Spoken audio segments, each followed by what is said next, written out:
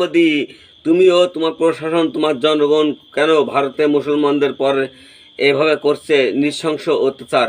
তাহলে কি সারা বিশ্ব ভেবে নেবে তুমি একজন ভারতের মুসলিম বিরোধী নিকৃষ্ট ও নির্লজ্জ সরকার? ভারত একক হিন্দু রাষ্ট্র কায়েম করতে গেলে মুসলমানরা নয়, বরং দেশটির হিন্দুরাই ক্ষতিগ্রস্ত হবেন।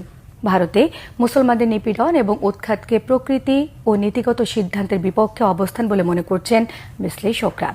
এই সংঘাত ভারতের ভৌগোলিক অস্তিত্বকে হুমকির মুখে ফেলতে পারে এমন আশঙ্কার পাশাপাশি পুরো দক্ষিণ এশিয়ায় বৃহত্তর সংঘাত তৈরি করবে বলে মনে করছেন তারা। ভারতে মুসলিম নিপীড়ন বন্ধে ওআইসি এবং জাতিসংঘকে এগিয়ে আসার আহ্বান জানিয়েছেন বিশ্লেষকরা। রিপোর্ট করছেন ওবায়দুল্লাহ মামুন। ভারতে মুসলিম নিপীড়নের বিষয়টি বিভিন্ন সময় আলোচিত হয়ে আসছে। শুধু ধর্মীয় নয়, আর্থিক, সামাজিক, এমনকি সরকারি সুযোগ সুবিধার মতো বিষয়গুলিতেও মুসলমানদের বঞ্চিত করার অভিযোগ পুরনো। বিভিন্ন ইস্যুতে হামলা চালানো আর হতাহতের ঘটনা ঘটছে প্রায়।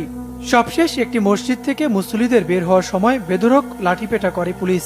কোথাও আবার মসজিদের সামনে উচ্চস্বরে গান বাজিয়ে ধারালো অস্ত্র উঁচিয়ে মহড়া দিচ্ছে উগ্রপন্থীরা। সমগ্র ভারতে আরএসএস ও বিজেপির একক হিন্দুত্ববাদী রাষ্ট্র প্রতিষ্ঠা করতে আসাম, মহারাষ্ট্র ও ঝাড়খণ্ড সহ বিভিন্ন রাজ্যে চলছে মুসলিম নির্যাতন। শুধু মুসলিমদের উপরই নয়, অন্য জাতিগোষ্ঠীর মানুষের উপরও হচ্ছে হামলা। সবকিছুর পেছনের কারণ ভারতকে হিন্দু রাষ্ট্র করার পায়তারা। আন্তর্জাতিক সম্পর্ক বিশ্লেষকরা বলছেন, মুসলিম নির্যাতন বন্ধ না করলে হুমকিতে পড়তে পারে বৃহত্তর ভারতের অস্তিত্ব।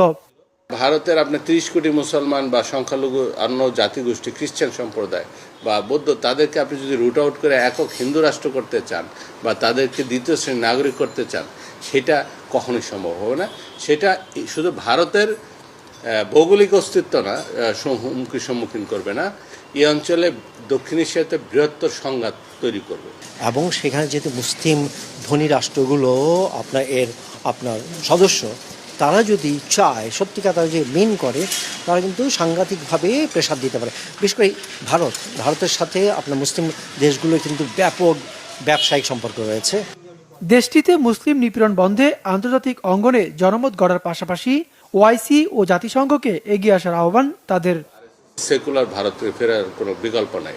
খুব দ্রুত ভারতের মানুষ যদি সিদ্ধান্ত না নেয় যে তারা এই বিজেপি আরএসএস এর খপ্পর থেকে যদি মুক্তি না হয়, তাহলে ভারতের কিন্তু অস্তিত্ব হুমকির মুখে পড়বে। মুসলিম যারা মোড়ল, তাদেরকে যদি ওইভাবে চাপ দিতে পারে যে আপনারা একটা শক্ত অবস্থান গ্রহণ করুন, তখন বাধ্য হয়ে